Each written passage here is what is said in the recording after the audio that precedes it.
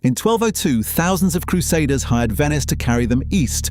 Their goal was to strike Egypt and help recover Jerusalem. 2 years later, they were not fighting in Egypt. They were looting Constantinople, the capital of the Roman Empire, in the east. It is tempting to call this a religious war that went wrong, but the first thing that went wrong was an invoice. The Crusader leaders needed a fleet. Venice was the obvious contractor. It had shipyards, crews, warehouses, and the ability to move an army across the sea. The deal was immense. Venice agreed to provide transports for thousands of knights, horses, and foot soldiers, food for 9 months, plus 50 armed galleys. In return, the Crusaders agreed to pay 85,000 silver marks and share half of future conquests with Venice. For Venice, this was not charity. The city had redirected a huge part of its economy toward a military expedition that was supposed to leave in 1202. Think about the scale of that commitment. The contract called for ships for 4,500 knights, 9,000 squires, 4,500 horses, and 20,000 foot soldiers.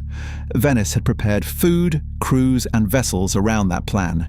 Its merchants had been kept from their ordinary voyages while the fleet waited. That matters because the Crusaders were not hiring an empty taxi.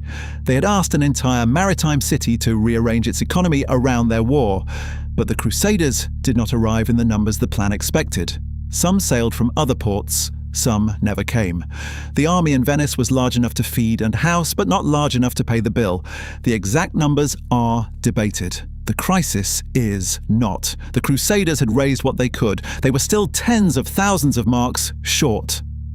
Venice offered a solution. Help us take Zara, a rich Adriatic city that had broken away from Venetian control. Use the spoils to postpone the debt. There was one problem. Zara was Christian. The crusade had been raised under the banner of fighting for the Holy Land. Now its leaders were being asked to attack fellow Christians before the fleet had even crossed the Mediterranean. The Pope objected.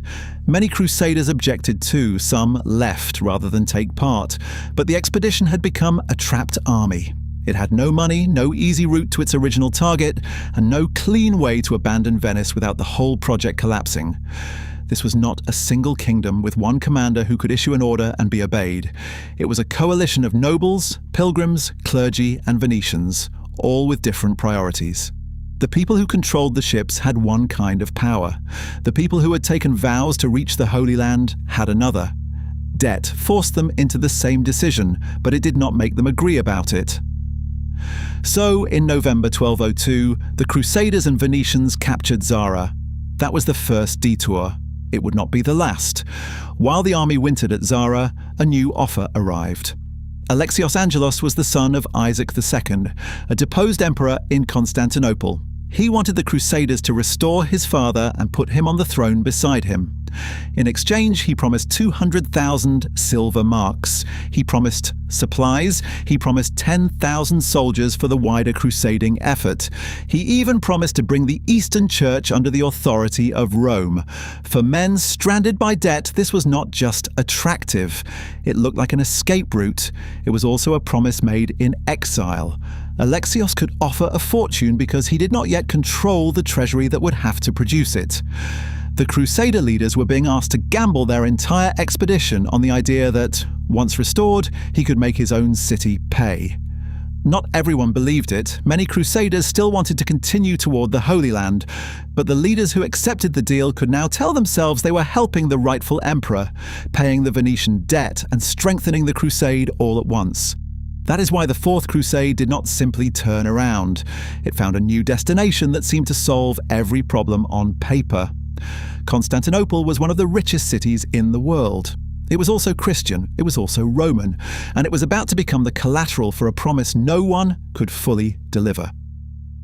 In 1203, the Crusader fleet arrived at Constantinople. The reigning emperor, Alexios III, fled. Isaac II was restored. His son became Alexios IV.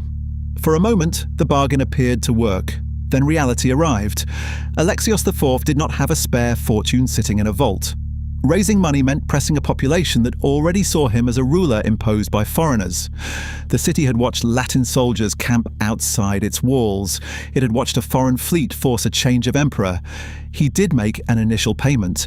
Contemporary accounts describe 100,000 marks being handed over, with half going to Venice. That cleared the Crusaders' original shipping debt. But it did not make the wider promise real. The troops, supplies, church settlement, and the rest of the money were far harder to deliver. Every payment made the new regime weaker. Every delay made the Crusaders angrier.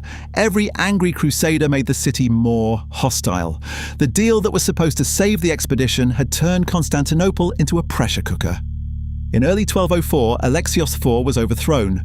The new ruler, Alexios V, refused to keep paying the Latins. For the Crusader leaders, that meant the money was gone, the political cover was gone, and the debt was still there. In April 1204, the army attacked Constantinople. The city fell. What followed was not a controlled payment settlement. It was a sack. Churches, palaces, homes, libraries, and treasuries were stripped. The victors divided loot and territory before they had even decided how to rule what they had taken. Venetian ships carried spoils west. Some objects taken from Constantinople still sit in Venice today, including the famous bronze horses displayed at St. Mark's Basilica for centuries. The conquest also produced a new Latin empire in Constantinople. The Roman Empire did not disappear. Roman successor states survived in Nicaea, Epirus, and Trebizond. But the old imperial centre had been broken apart by an army that had arrived wearing the cross. There is a reason this is remembered as one of the most catastrophic own goals in medieval history.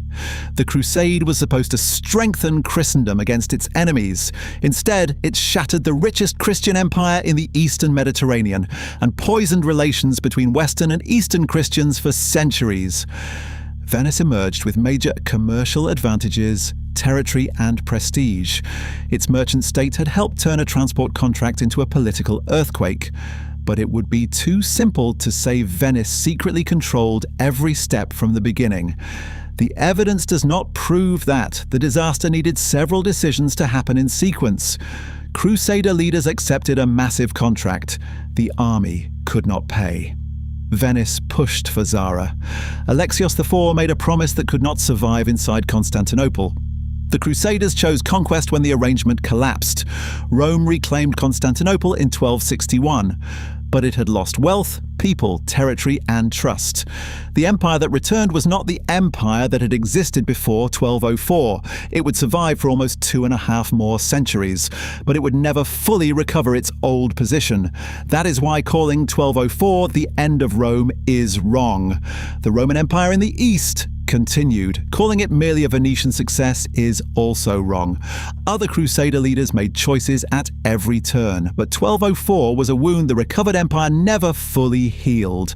The Fourth Crusade did not begin as a plan to destroy Rome. It began with a transport deal, but when the Crusaders could not pay, a debt pulled the expedition off course. One Christian city became the target, then another, and the army that had sailed to fight for Jerusalem ended up breaking the capital of the people who still called themselves Romans. Venice did not end Rome in one night, but Rome paid the bill.